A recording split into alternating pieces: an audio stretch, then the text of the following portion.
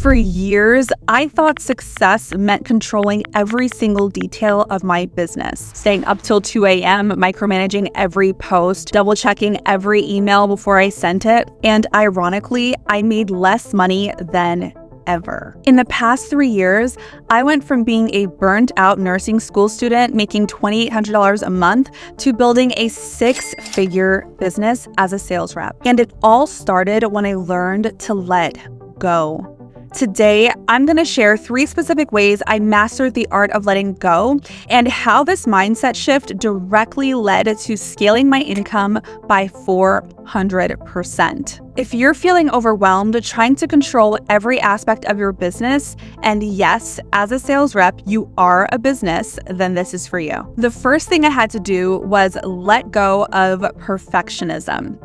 Perfectionism is one of those things that it's almost like a cop-out. We use that word to justify procrastinating, justify not taking action because we just want everything to be perfect. That is BS. Here's what I used to do. I would spend weeks on a single piece of content. I would write the same post 15 times because I was convinced that one word would just destroy my reputation. Okay, my content calendar stayed empty for months because nothing was good enough. This is insane behavior, by the way, but I didn't see it at the time. The shift happened when I implemented what I call the good enough principle. So set a 20-minute timer, write a post, publish it, move on. Imperfect action beats perfect inaction every single time. As a result, my content output tripled.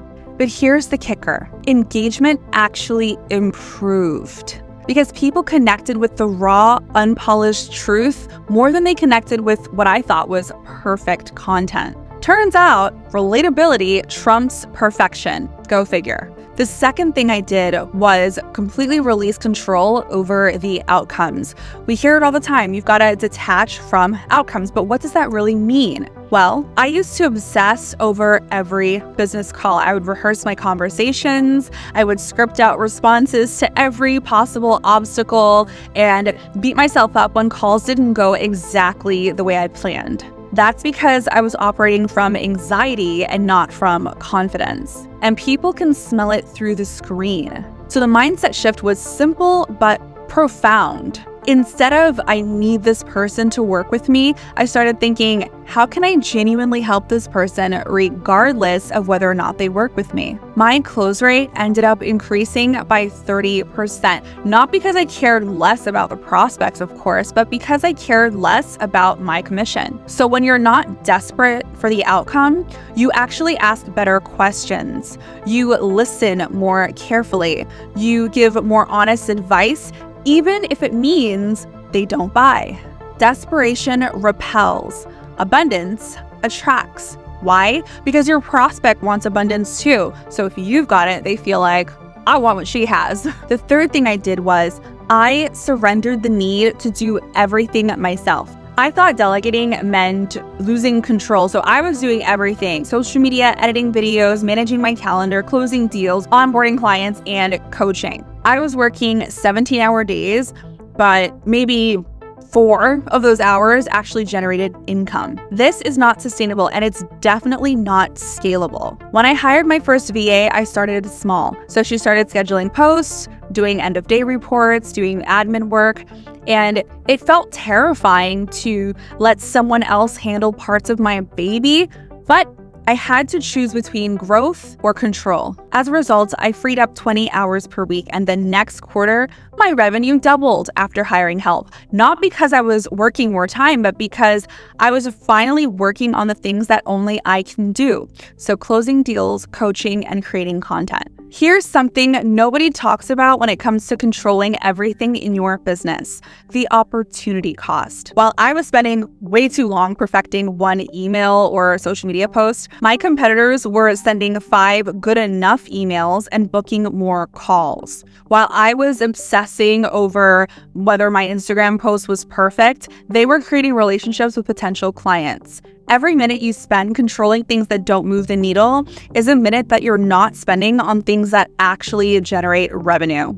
And in sales, that's everything. When you let go of control, you don't just free up time, you free up mental bandwidth because your brain stops running background processes on 100 different details so you can actually focus on what matters, which is serving the people who show up to your calls every day and actually growing as a person. The question isn't whether you can afford to let go of control. The question is, can you afford not to? Here's what letting go actually looks like in practice, okay? Because this all sounds great in theory, but what does it actually look like day to day? For perfectionism, I have a rule. If I spend more than 30 minutes on something that's not directly generating revenue, I stop and ask myself, is this the best use of my time right now?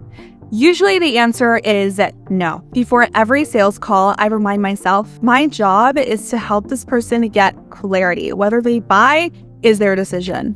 This simple reframe completely eliminates attachment because I'm just showing up to help them get clarity. For delegation, I've created a pretty solid delegation criteria. So if someone else can do the task 80% as well as I can, they should be doing it. Period. End of story. Done is better than perfect. But here's the thing. Letting go is not a one-time decision. It's a daily practice. Every single day, I have to choose abundance over scarcity. I have to choose trust over fear. Every day, I have to choose growth over my comfort. And some days, I nail it. Other days, I catch myself micromanaging a social media post at 1 a.m. Okay. But now the difference is that I can laugh at myself and course correct instead of spiraling deeper into control mode. The goal isn't to never feel the urge to control. The goal is to recognize it and make a different choice. Here's what I've learned. The tighter you grip onto something, the more it slips away. Real growth happens when you operate from abundance instead of scarcity. So when you release perfectionism and you focus on value over outcomes, and when you can trust others to help you actually execute your vision, that is where the growth happens. Those shifts did not just increase my income. They made life and sales enjoyable again. Remember, as a sales rep, you are a business. This is why I say, if you have space on your calendar to take more calls, get another client so you can focus on the work that actually produces revenue. Drop a comment and tell me, what's the one thing you're struggling to let go of right now? I read every single comment and I'll share my thoughts with you. If you want to actually close more deals instead of just hoping they'll say yes, and if you want the skills to take on bigger offers, join my free school community. I have a ton of training in there. The link is in the description. As always, I'd appreciate if you liked and subscribe if you got value from this, and I will see you in the next one.